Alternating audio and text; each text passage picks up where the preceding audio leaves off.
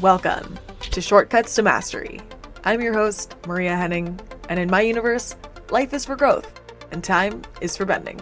So hop in, my friend, buckle up, and let's get into it. What's up, my friend? Welcome back to the space station. I'm so excited for this episode. This is the Gene Keys episode. What the heck is it? What is the system that I talk about so much and that I've built my life and business around over the past couple of years? I want to address really quick the branding of this podcast. I'm loving it. I hope you're loving it too. So much of my branding has been so retrofuturism ever since I launched my Human Design and Gene Keys app, the Cosmic Compendium, back in June of 2021. I had already given the name the Cosmic Compendium, like cosmic as a word. I was very drawn to like looking at space and things like that. And as I mentioned in my story episode, I was obsessed with like astronomy and stuff as a kid, and then now as an astromancer, so a reader of the stars. You are that if you're a human design reader, a Gene Keys reader, or an astrology reader. I love to draw inspiration from space, from cosmic things, all of that good stuff. And yeah, but it's slowly, because of my love for nostalgic things, my brand slowly kind of transitioned into retrofuturism, which is what people back in the day used to think the future was about. So my like ideal retrofuturism vibe is like the 50s and how they thought that like the future was going to look like, and their take on space and high tech and futurism, like futuristic things. So think like Tomorrowland at Disney World, or for example, what the Cosmic Compendium was super based on, not necessarily like visually, but just like aesthetic, like the vibe of it was based so much on like the Neopets Space Cafe. That was like a huge influence on the branding. And back when I was, Shortcuts to Mastery as a podcast has been like in the works for a long time. I've known the name of the podcast since last year, maybe a year and a half now at this point. I feel like I've known the name for a very long time, but I wasn't exactly sure on the branding. I initially thought that it was going to be like the cover was going to be this like prism light leak thing, which is now actually the branding for the Master Keys, which is the Gene Keys reader training, the certification style reader training that is launching soon. So it's just funny how those, even though you might fall in love with branding for one thing, it might actually, you needed to fall in love with that so you could use it for something else. But a few months ago, I was doing a workshop in one of the courses I was in, and there was an invitation to kind of think of your brand of, like, if you had a physical coaching school, like what would that school look like if it was like Hogwarts or a castle or something like that? And I immediately was like, it would be a space station. Like that's what it would be. And that's where all of the branding for Shortcuts to Mastery has come from. And I love it because so much of my branding already has been spaceships, launching rockets, which to me signal is a symbol of growth, which is the symbol for my Gene Key 54 of ascension and an aspiration. That Gene Key for me is growth, and rockets to me kind of really symbolize that. And then the space thing, obviously the astrology, the human design, the Gene Keys, all of that. And it's also very much aligned with my astrology, Aquarius rising. It's such an Aquarius rising type of branding. Our rising sign is like, I'm not an astrologer, but I have dabbled aggressively in it as I've learned these two astrology-based systems of human design and Gene Keys.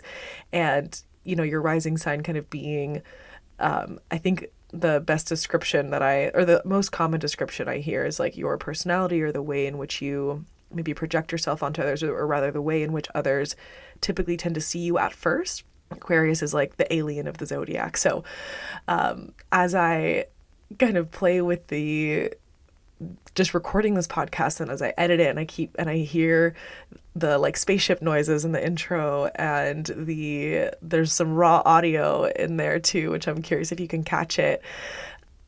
I've just been having a lot of fun and getting more and more into like the space vibe. So yeah, so it's been super fun. So that is my little intro, a little bit of a backstory on the podcast and the and the branding of it. I'm super huge on branding and design and visuals. So I'm sure we will talk a lot more about it on this podcast as we go. But the purpose of today's podcast is to talk about the second system, and the one that I really have focused more on in the last 2 years, and the one that I'm creating an entire certification style reader training on, which is the Gene Keys system. So without further ado, let's get into what this beast of a system is all about. So to set some context on the context, as I was saying in my previous episode, I am a context provider.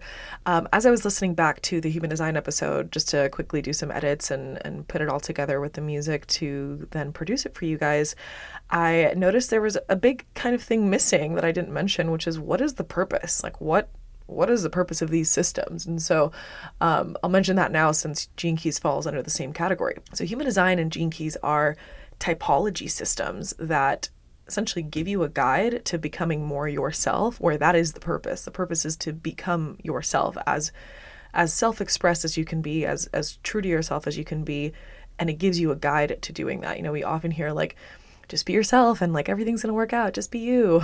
I went to Boston University, so be you, that was always our joke, just be you.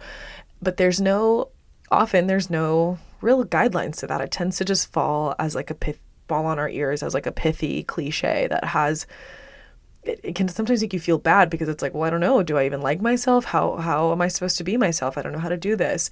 And what I love about human design and Gene Keys is that they both give you such great practical guidelines, not in like a boxed in type of way, but just like a try this thing and it should feel like this, you know, in terms of how it should feel like to live as yourself. And it always feels so good the more that you play with these systems and truly become more yourself. So in the human design process, or in the human design system, that process is called the process of deconditioning, essentially removing the societal conditioning, religious, familial, schooling, conditioning, etc., that, whether intentionally or not, steered you away from being truly yourself. So a quick example in the human design system, one of the types in human design, the manifestor type, is a type that is here to initiate their own ideas and their own urges. And that is only 9% of the population. Everyone else is a different type that has a different strategy that it typically involves waiting of some kind. However, all of us are really conditioned to like be go-getters and like initiate the thing and take the first step, and like that's how you're gonna, you know, get your success, and that's the people notice people that go first.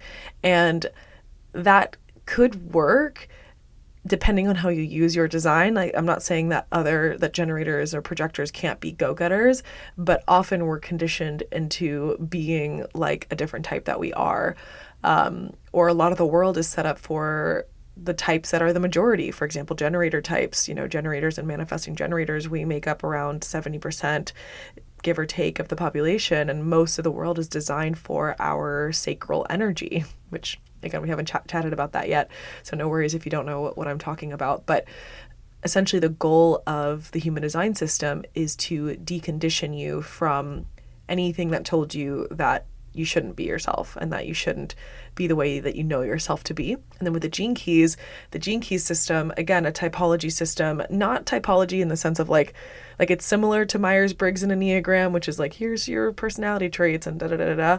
But again, different in the sense that they're both based off of your birth time. And we use astrology to calculate this. So there are these unchanging, you know, screenshots of your energy and who you are, but they're typology systems in the sense that they tell you about who you are and how to become more yourself, and strategies that could work for people like you depending on the energies that you have. In the Gene Key system, you know, we talked about how human design is an experiment, something that you play with and you put into practice. The Gene Key system is a contemplation, and specifically, let's talk about exactly what the Gene Key system is and how it allows us to be more ourselves. It's a contemplative system that provides us a spiritual path, literally a map of the challenges and breakthroughs that we will experience in our personal lives, relationships, and our soul-led careers. So the work of the Gene Keys, if the title of human design is that it's an experiment, the work is then to decondition. And then similarly with the Gene Keys, if the title of the Gene Keys is that it's a contemplation, or yeah, I guess it's a contemplation. The path is to contemplate, essentially. Contemplate and play with and let these teachings sink in. It's a much more feminine system. There's a lot more room for interpretation and wordplay, which is really fun. But the thing why I like to work with both of them together is that we have human design that gives us the manual to how our energy works. And so we're looking at the body and the physiology and how we best move our energy. And then with the Gene Keys, it gives us the kind of the map of the things that we're going to experience. Again, it's not going to tell you like, hey, when you turn 2, like you're going to, or turn 2, no one's listening to this who's under the age of 2. When you turn 50, this is what you're going to experience. Astrology can definitely tell you, we can look at predictive astrology for overarching trends and things like that. But with the Gene Keys, it's more like, hey, these are the challenges that you're going to face in these certain areas of life over and over and over again. But each time that you overcome those challenges, you're going to get a lot better at them, and you're going to reach new levels in those areas. Again, personal life, relationships, and career. And you're going to experience higher level challenges that meet you at the level where you're at. So that's kind of the map. It's more a general look at exactly the themes of the challenges that lead to breakthroughs in these areas of life. And really the Gene Key system, like it's not, there's not an aggressive focus on it, but really the promise of it is enlightenment. Like it is a system of self-illumination is how it's described. So the attainment of the highest possible state of consciousness. And there are many other spiritual systems that offer us spiritual paths, whether the path be meditation or the path be yoga or, certain other things that you need to do. I mean, religion offers us spiritual paths as well. And so the Gene Keys is a similar system in that way. It offers us a spiritual path, a thing to do in order to attain enlightenment, in order to attain surrender onto beauty and love and truth. And so it's really helpful to combine both of these systems together. Again, I lean way more on Gene Keys. It just works more in my brain and I remember it a lot better and I just like it more. And I find it to be, in the way that I like to be super highly specific, I find that it scratches that itch really well. You can be super highly specific with human design and Gene Keys too, or rather human design and astrology, but I just am much better at being super able to just predict things for people with the Gene Keys. So little recap before we get into more of what the Gene Keys is. Both human design and Gene Keys are these typology systems that offer us this guide to becoming more ourselves, where that is the goal, to become your more and more authentically yourself. And specifically with the Gene Keys, we're getting more of a spiritual path, looking at the general challenges and breakthroughs that we're going to experience in life that are then going to lead us to higher levels of experiencing ourselves, our relationships, and our careers, where the path is to simply contemplate. So let's get into contemplation a little bit. What the heck is contemplation? There's essentially the description that I like to follow is it's the middle path. So we have meditation as one path and we have concentration as the other path, or rather these are the two ends of the spectrum. So meditation being let a thought come in and just pass, and concentration being focus on the thought, like take it in, and it's the masculine version, and versus we could say that feminine meditation is the feminine approach. And so contemplation is sort of the approach in between. It's the blend of the two. Sometimes letting the thought come in and pass, and sometimes actually sitting there and thinking with it or thinking about it and really seeing what insights come up. And when you look at your Gene Keys, your unique Gene Keys, and you learn about all the things that they have to say about you, the only thing to do then next is just to keep thinking about them and not think about them all the time. Just let them come in and go out as you please. Talk about them with friends, journal about them. I do lots of different contemplation practices. I do EFT tapping with my Gene Keys. I do embodiment work with my Gene Keys. If you've been following me recently, you've seen all the embodiment and dance work that I've been talking about that is guided by my unique Gene Keys. This podcast will definitely be a huge vehicle of contemplation for me, because am going to talk about specific gene keys and process out loud and let those insights come up and let those dots connect live as I'm recording. So it's going to be a great, again, vehicle for me to contemplate my gene keys. But that is all that you do. There's nothing to do with the gene keys, which is, at first kind of challenging for folks to hear, but then it's relieving, and it's lovely, because it's like, oh, I just have to kind of think about this during my day-to-day, and sometimes I can go back and study it again or read it again or talk about it or get a reading or whatever. But I don't have to be the gene keys. The source folks talk about it being like it's something that you can integrate in your day-to-day life. It's not meant to take away from your life. It's meant to just integrate seamlessly and add onto your life, whether you're doing the dishes or folding your laundry. You can just think about these things or listen to a podcast like this one that tells you about, your gene keys X, Y, and Z. So it's a really beautiful system. You can see already how it's very different from human design, where in human design we have, these kind of main commandments of follow your strategy and authority. And there's very specific ways of doing that. Obviously it's going to be nuanced depending on how it shows up in your life, but it's like the way to follow your strategy and authority. There's lots of prescription around that. Versus with the gene keys, it's like, just contemplate it, like read, like whatever that means to you, to read, to not, to think on it, to not, whatever, just play with it. So it's a very gentle system. I believe that they're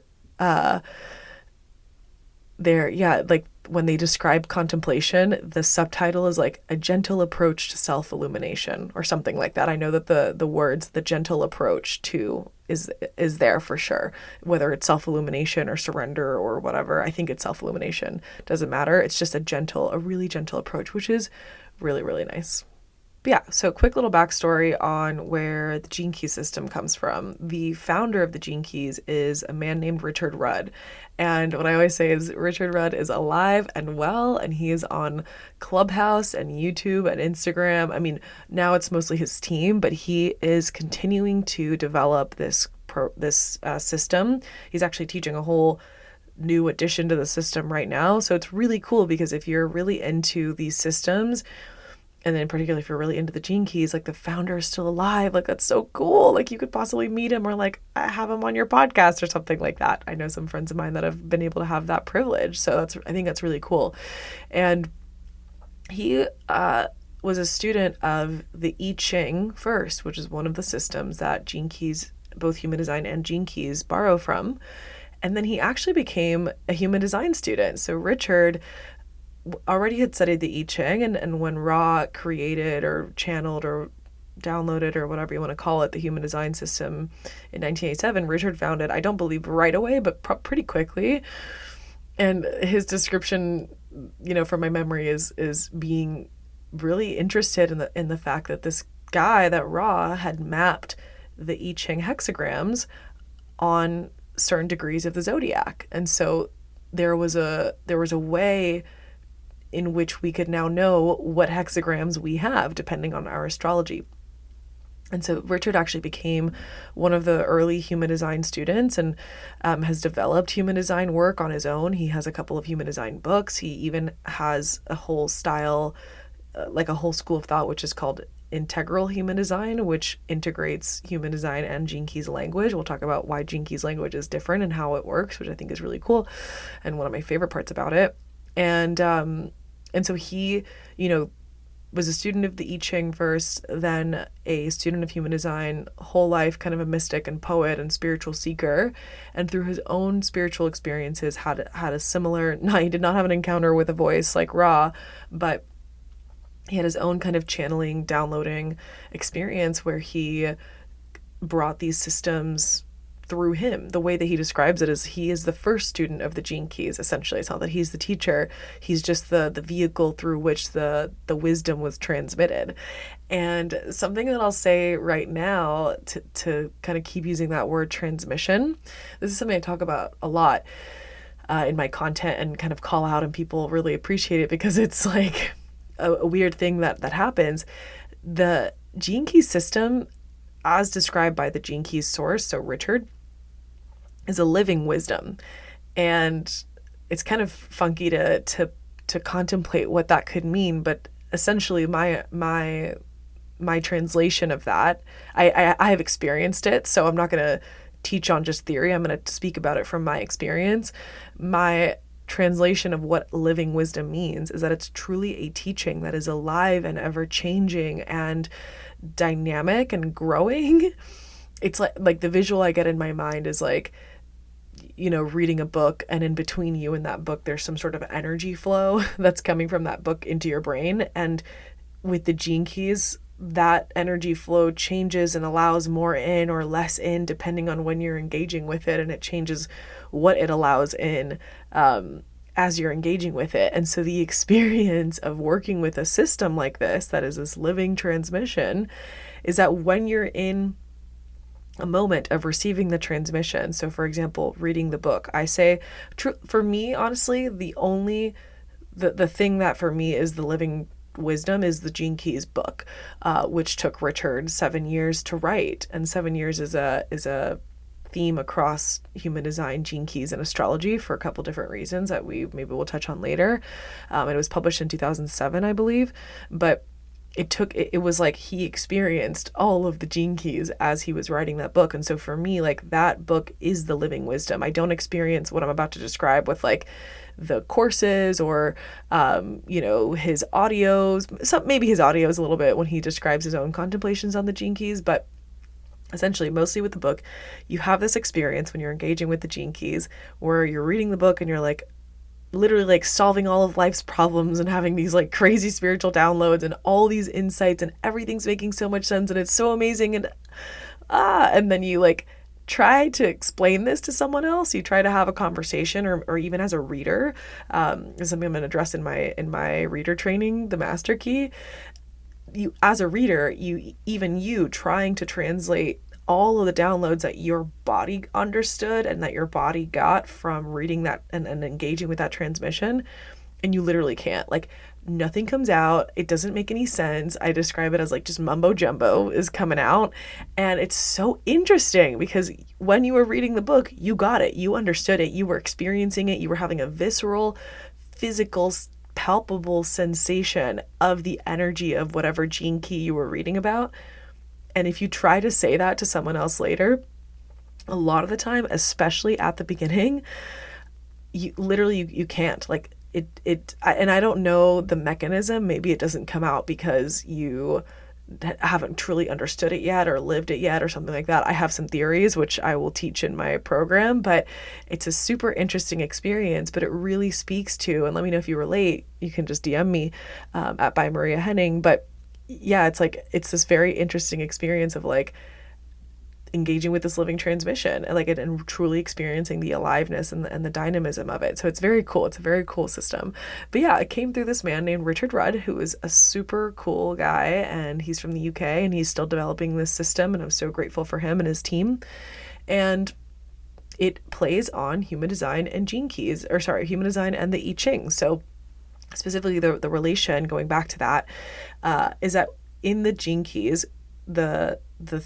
we use the I Ching, the 64 archetypes of human behavior and change, as the 64 gene keys to contemplate, essentially. So we take these archetypes from the I Ching and we plop them into the gene keys languaging, and we give them new life and new breath, and deeper layers. I believe there's actually, the gene keys folks describe it as like a new lens of the I Ching, or there's a word, a new study of the I Ching, something like that. And so we get the I Ching and translate it into the gene keys, which I'll describe what that translation looks like. But because of the addition of human design and what human design did, which is it put those hexagrams on certain degrees of the zodiac, again, when we go to the gene keys, we can use our astrology to understand what our gene keys specifically are. And so we get this unchanging hologenetic profile, is what it's called. Holo, because it's this like hologram that you just keep going deeper and deeper and deeper, and everything's kind of holographic, and it's all related, it's all interrelated. And genetic, because it's unchanging. It's an unchanging thing of who we are. And specifically with the word genetic, We're looking at epigenetics again, which we talked about in human design, the study of how your genes express depending on your lifestyle and behavior and environment. And so with the gene keys, to kind of wrap it all up together, the translation of I Ching hexagram to human design gate to gene keys is that with the gene keys, we're looking at 3 different ways that that energy could express, versus with the I Ching, it's kind of just this one overarching thing, and it'll give you some high and low expressions, sure, like some challenges of it. Same with human design. That gate, when you learn about the gates in human design, you will hear about, this is how it could be used. It could also look like this if it's not used correctly. So there's, again, a high and low expression, or like a highest potential and a possible challenge. But with both of those, they tend to be, at least for me in my experience, maybe you're a student of the I Ching or a student of human design and you find it to be super clear cut, but I don't find it to be super clear cut, in the sense that with the gene keys, there are 3 ways that it could express, and those 3 ways have, like, they're specifically called 3 frequency bands. There's like a reason that you're experiencing each of those frequency bands. So let's talk about that. So in the gene keys, the 3 ways that one particular key could express are called the 3 frequency bands. There's the shadow frequency, which is a result of victimhood and has an ensuing state of suffering. There's a gift state, which is all about human genius and is a state of service. And then there's a Siddiq or Siddhi state, Siddhi, which is a state of surrender and essentially the enlightened state. And each of the 64 gene keys, again, these same 64 hexagrams and gates and gene keys, has their own specific shadow, gift, and Siddiq frequency. So one of the things that you'll encounter across the gene keys is that there's a lot of focuses is the melted word between focus and emphasis, in case you were wondering. So there's a lot of emphasis on wordplay. And specifically, like, one word. One word has a particular meaning. So let me give you an example. My conscious sun, like I was saying, the type of Capricorn that I am on the day that I was born, given the degrees of the zodiac that the sun was in, is the gate 54 Capricorn. And the I Ching hexagram has something to say about that. It's called, that hexagram is called the marrying maiden, and it describes this concubine in, we're thinking Chinese culture around 5,000 years ago. It's this concubine that, through her ambition, marries her way and rather sleeps her way to the top and becomes empress. Then we look at it in the human design system and we say, well, that's the gate of drive, that's the gate of ambition, this person that has the drive and ambition to get recognized by someone higher up so they can improve the standing to the rest of the tribe. And the challenges could be that they're way too overambitious, or that they're maybe not. And then with the gene keys, we say, great, this is gene key 54. It's called the serpent's path, which has a very specific meaning as to why that's called that. And the shadow of this very ambitious gate, the state of suffering, is the state of greed. And there's a reason that you would be in greed, which is being a victim of drive or a lack of drive. And not only do the shadow frequencies have a victimhood reason that you'll find yourself suffering in that shadow state, but they'll also give you a repressive and a reactive way that shadow expresses. And so the repressive way that the shadow of 54 expresses is unambitious, and the reactive way is greedy. So, like, we get these like very specific words that describe like a lifetime of experiences. From there, if we can release victimhood, that's how we move from shadow to gift. If we can release being a victim of my drive or my lack of drive, then I would be able to experience the gift state of aspiration. And that's like the best way that as a human, I can be of service using this energy. And service includes being myself and being of service to myself too. This is not a self-sacrificing system. At the very least, not in the gift state. Aspiration is something higher than just material greed.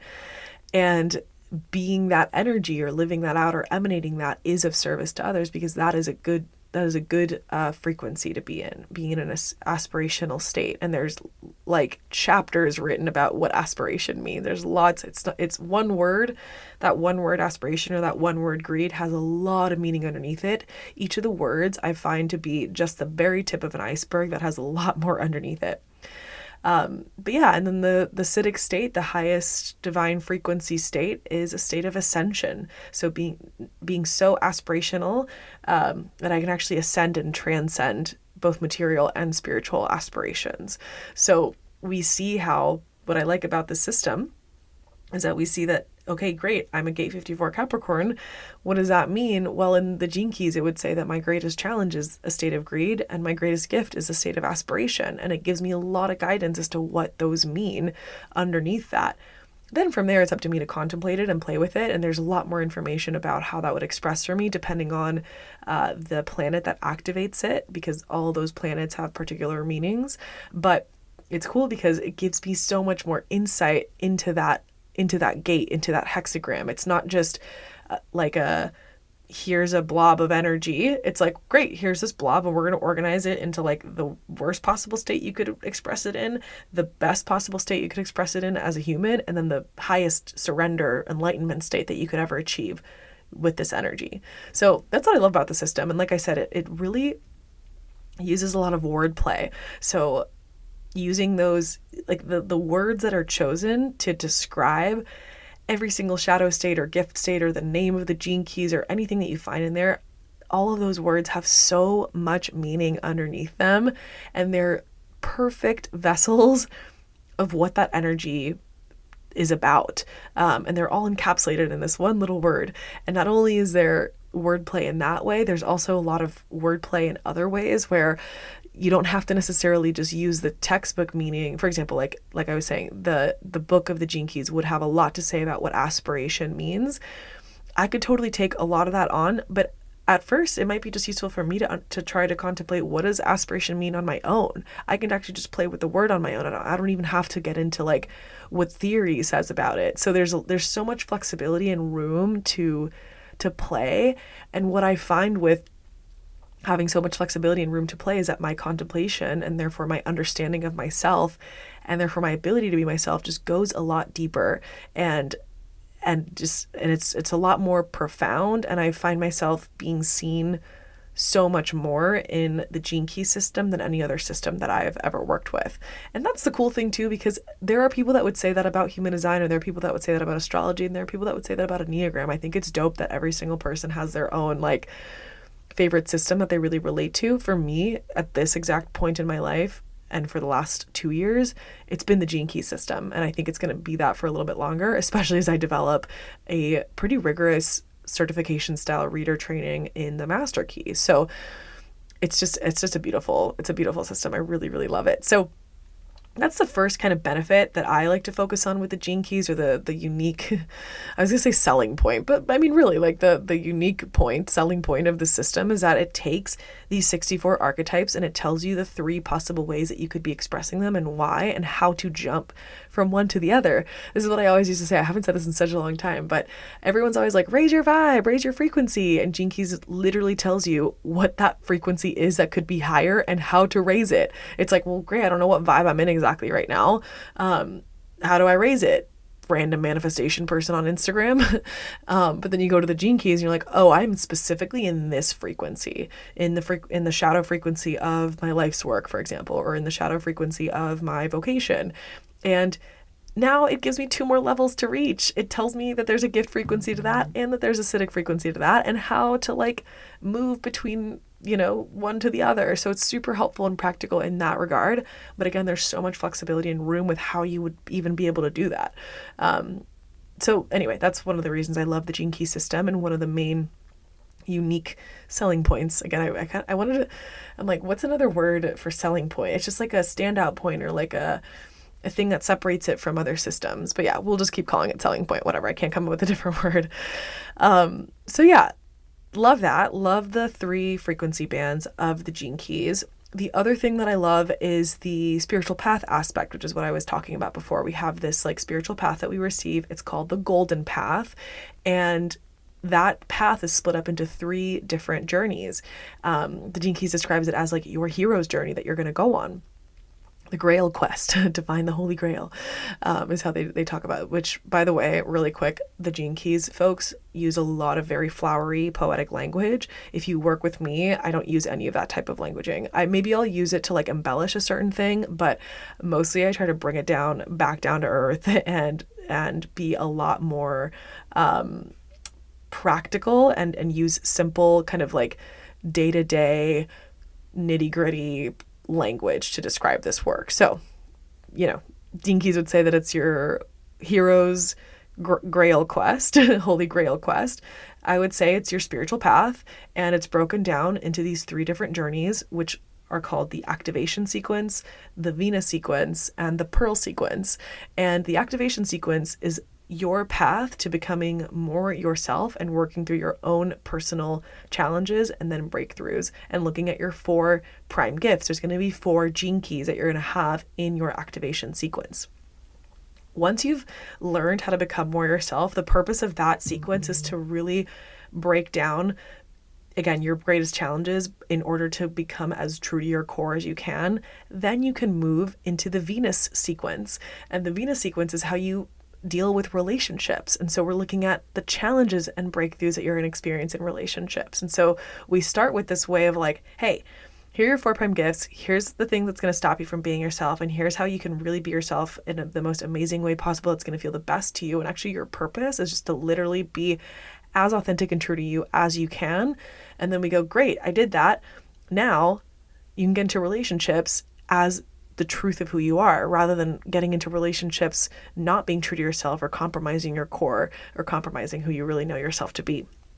So we do that with the Venus sequence. We work with the challenges and breakthroughs in relationships. Relationships are one of the most intense spiritual paths, right? That's essentially what it's called. The Venus sequence, it looks at relationships as a spiritual path. That is what it's about. And there's a lot of inner child healing that we do in that sequence. And then we get to the Pearl sequence, which looks at business or career as a spiritual path, which if you're an entrepreneur, you know that being a soul sourced entrepreneur is how I describe it, like where the product that you're selling is a part of your soul expression.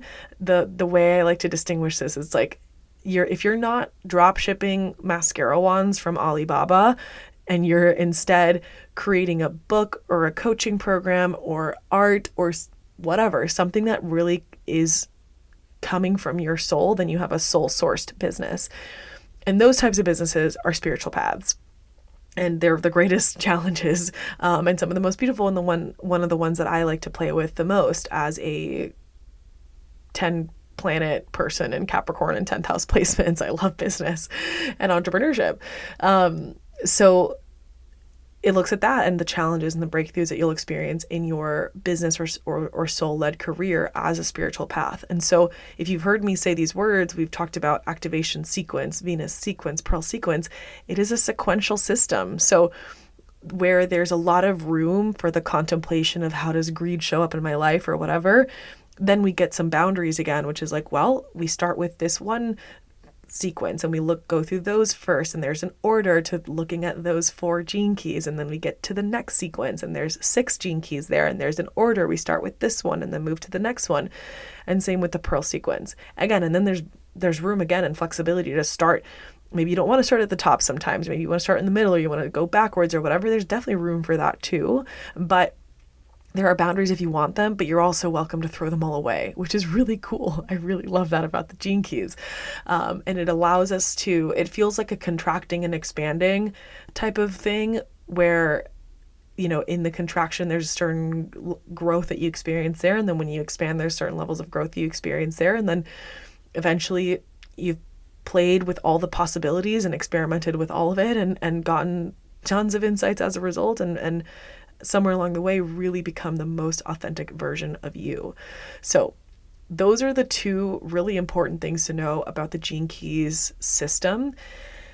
One, that it is a sequential system that gives us a spiritual path to enlightenment, particularly looking at the self as a spiritual path first, then relationships as a spiritual path, and then finally soul-led career as a spiritual path.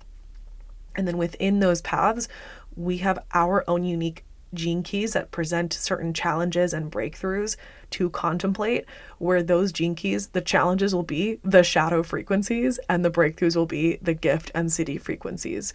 So it's very clear in terms of how to, what you're going to experience in that certain area, and then how to move from that, state of suffering to a state of service or a state of surrender as you traverse through the frequency bands. So it's super practical in a lot of ways, but there's also just so much wiggle room, and it's such a beautiful system. So that is the main kind of context that I wanted to give you so you can understand what the heck the Gene Keys is all about, which, by the way, if you're listening to this, just so you know, the Gene Keys is random as fuck.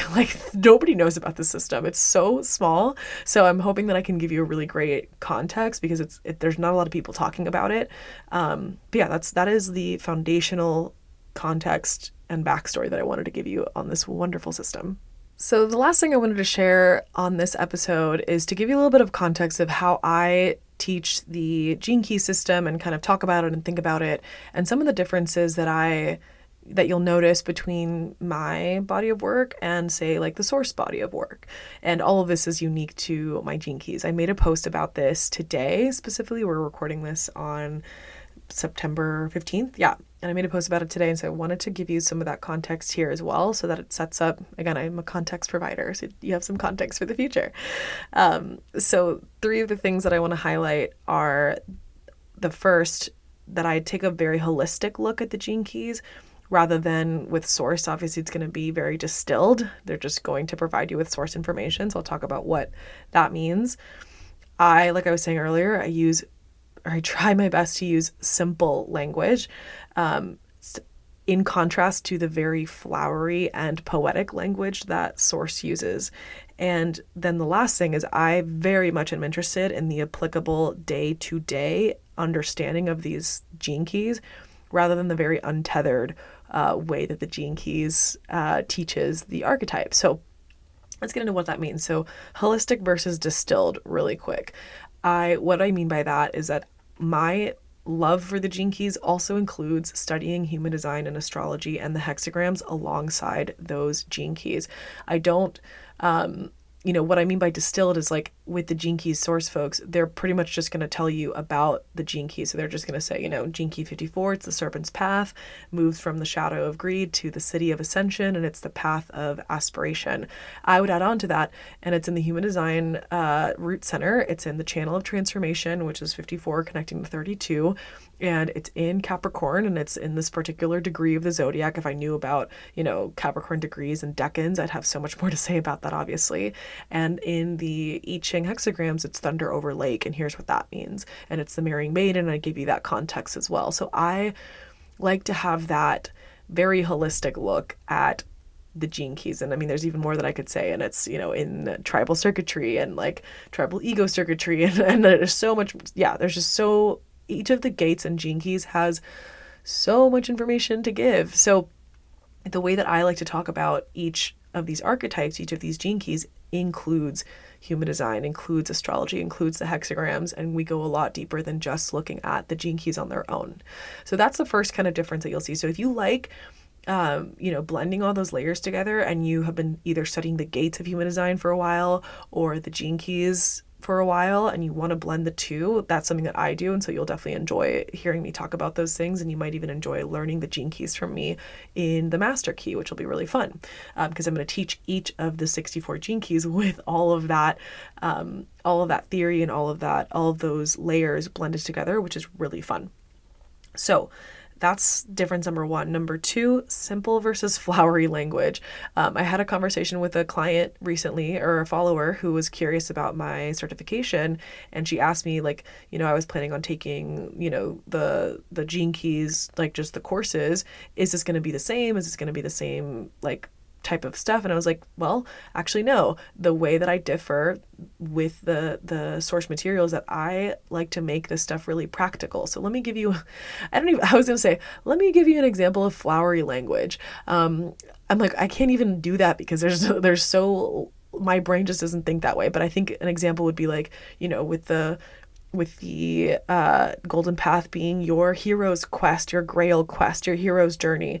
Like that means something to me for sure, and it inspires a certain feeling, and it's evocative. But again, I would translate that to like, this is a spiritual path and it has a sequence, and we're going to go and contemplate this, and then you can play. But let me actually just give you like the sequential order of this first, so you can have a foundation that makes sense in our 3D brain, and then you can fly off and astral travel and like, do whatever it is you want to do with these gene keys. But I like to make it as simple as possible. And look, as I said yesterday, that's when I recorded the human design episode, but for you, it could have been 30 minutes ago if you're like binging these two back to back. But as I said in the human design episode, when I finished it, I was like, well, I don't even know if that was simple, because these systems are so convoluted and so in depth in a way. Once you understand them, they're so simple in a way as well, and very practical and very applicable. But for just a totally new beginner coming cold to these systems, even my simple language could still be very, very complex or just have a lot of information that you are not used to hearing. So, but for the person that wants to learn the gene keys and wants to have that language a little bit more simplified and less flowery, airy, fairy, blah, blah, blah, then you'll definitely vibe with the way that I teach the gene keys and talk about them. And then the last is applicable versus untethered. So what I mean by untethered is with the gene keys, you are just getting the raw material, right? When you're reading the book, when you're reading that sacred transmission, that living wisdom, you're getting the raw material of this super dope ass system. And that also includes hearing really crazy stuff like the city of Gate 45 being synergy, meaning that eventually we're not going to even need to eat, and we'll just have nanoparticles floating around in the air, and that's how we're going to eat. Or like with the city of justice in Gate 60, that it's going to break through all limits, including the limits of space and time. And so as people who have received the city of Gate 60, you're going to be able to literally travel through space and time. You're going to be able to fly and do whatever it is that you would go back and forwards in time. Like that to me is just is great. It in a way, like there's a lot of information there, but it's untethered in the sense that there's no tether to like how it shows up. Well, that's not necessarily true. There is, if you read the Gene Keys book, you will definitely see lots of tethers taking this very intense spiritual information and tying it to like a day-to-day experience. The difference between me and just reading it straight from the source is I'm going to mostly focus on the applicable day-to-day tethers of how this stuff is actually going to show up for you in real life. So like when we're talking about Gate 60, I'm not going to mention breaking all the limits and traveling through space and time. We're going to talk about how it shows up a little bit more in your real life, which would be, with Gate 60, it's like blending realism and idealism. And you know what? I'm not going to get into the Gate 60 interpretation right now because we would go on a very long rabbit hole. But I'm going to tether down the information a lot more and show you how it would work in your life. And in particular, I'm interested, this isn't my line 3 vocation. This is a lot of jargon already, but what the Gene Key says about my greatest gift is that I'm really good at taking original information and making it applicable, which is exactly what I do with the Gene Keys. This is not original to me. I obviously did not channel the Gene Keys. Oh my God. But I take this original creation and I make it applicable and I make it something that is actually useful to you. And so what I can say is, if you're in a reading with me or if I'm teaching a certain Gene Key, it's like, well, the shadow of XYZ could show up in this way for you, or the shadow or the gift of this could look like this for you. It's one of the things that I do really well in a reading, and is going to be my intention when I teach all of the 64 Gene Keys, is to get those tethers and bring them back down to like, here's an example of how this shows up in a real person who's experienced it. And they told me in a reading, and now I have an extra story and anecdote to tell you of how this really does show up in this way, rather than it just being this raw material and like, well, it could show up this way, that you're seeing in the book. So those are the ways that I differ from Source, and in the sense that Source is fucking amazing and I highly recommend it. And I've taken all of their courses, obviously, otherwise I wouldn't be where I am today with these systems of understanding. But through my own filter and my own learnings and years of playing with this and studying it and teaching it and doing readings and getting that real life experience, I have filtered through my gifts and what I'm really good at, these certain ways that are just slightly different from source, and they're for a different type of individual, or it could be for the same individual that just wants a different teacher's take. Like I was saying in the previous episode, it's like it's helpful to hear about the same thing that you're interested in from different teachers, from different people. I don't just have one manifestation teacher. I don't just have one, embodiment or business coach that I follow. I don't just have one human design or Gene Keys person that I follow. There's a couple of people that I really admire and look at. And that includes source. And source is only going to be one of those people because there's not more than just one source, right? And everyone else is going to be some sort of interpreter or translator like myself. But yeah, I like to take a holistic view. I like to use much more simple and practical language and really make it applicable in the day to day. So if that's your vibe, then this podcast is definitely for you. And if you want to learn the Gene Keys, either for yourself or you want to actually apply it to your coaching or reading business or anything like that, you want to attain a marketable skill for whatever industry you're in, then you might actually really like the Gene Keys reader training that I'm launching, which is called the Master Key, and that's coming out soon. So just check out the show notes, the links in the show notes for that. Follow me on by Maria Henning at Instagram to see when all of that is being launched and being released. By the time that this recording is being released, it'll be very soon. And if you're listening this way in the future, it might just be out as a self-study course that you can take on your own. Just check out the links. The links should be updated, or just send me a DM on Instagram if they're not. But that is it, my friends. This is the Gene Keys system. I'm so glad I could give you this breakdown of one of the great loves of my life.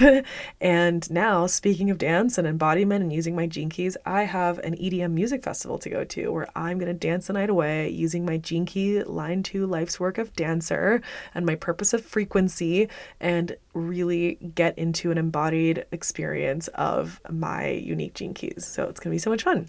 But yeah, let me know if you have any thoughts, questions. Send me a DM over on Instagram, again at by Maria Henning, and I will see you on the next ride. All right, my friend, thanks for joining me on another ride aboard the Shortcuts to Mastery spaceship. You can get started on your human design and Gene Keys journey with me today for free by going to mariahenning.com/chart, which is linked below. If you're a visuals lover as well as an audiophile, then definitely join the party over on Instagram at by Maria Henning for lots of fun and beautiful educational content, and to tag me in the stories with the episodes you listen to so I can repost you. And of course, if you're here, you know it totally rocks for podcasts to receive great ratings, so if you're feeling warm and fuzzy and want to share, I'd be eternally grateful. I can't wait to connect again. Thanks for being here, and until next time, here's to everything going easier, better, and faster than expected.